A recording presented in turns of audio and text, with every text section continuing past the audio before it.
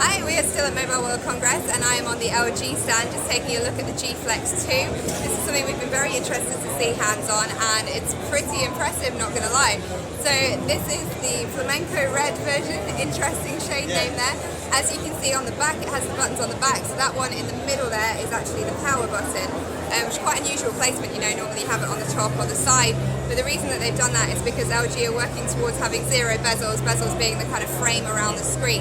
So they want that to be as small as possible, which means that they've needed to move the buttons somewhere else. And actually you do usually have a finger just about here most of the time when you're using the phone. It's pretty handy. It takes a little bit of getting used to, but once you're used to it, it's pretty good.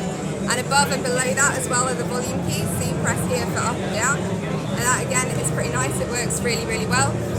This back is scratch resistant, kind of self-healing, so they've got a demonstration on the stand where they're kind of scratching it with steel wool and comparing it to a normal kind of conventional back material, and you can see that it's not getting scratched, so you can put it in your pocket with your keys and you've not got to worry about it too much. So this is a 5.5-inch screen, which I personally think is about the right kind of size.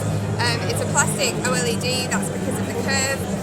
If you're wondering why you need a curved phone, it's more ergonomic, so it sits more nicely against your face. It also means that the microphone is a little bit closer to your mouth. LG tell me that means a 3 decibel increase in the volume, which is pretty useful.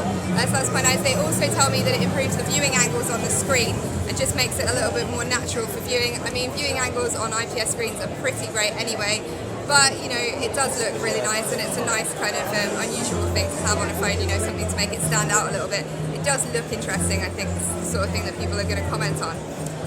So yeah, it's a full HD 1080p screen with not the Quad HD that we saw on the LG G3, but it does have the same battery, so a 3000 mAh battery again.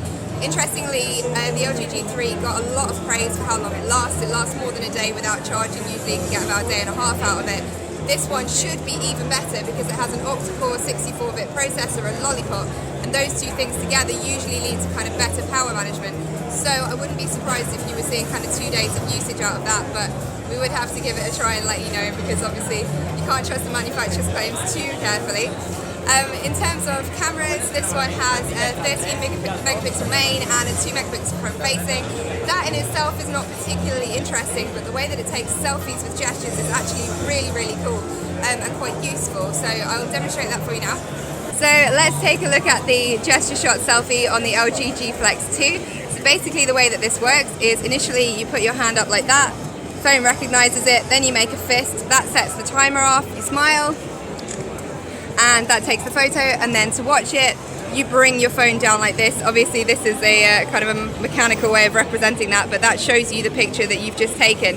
And LG tell me that this works up to 1.5 meters away, and that apparently is designed specifically for selfie sticks.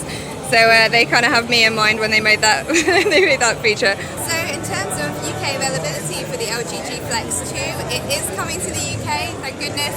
Getting very fed up with Mobile World Congress and people going, the UK? What? Where? I don't know.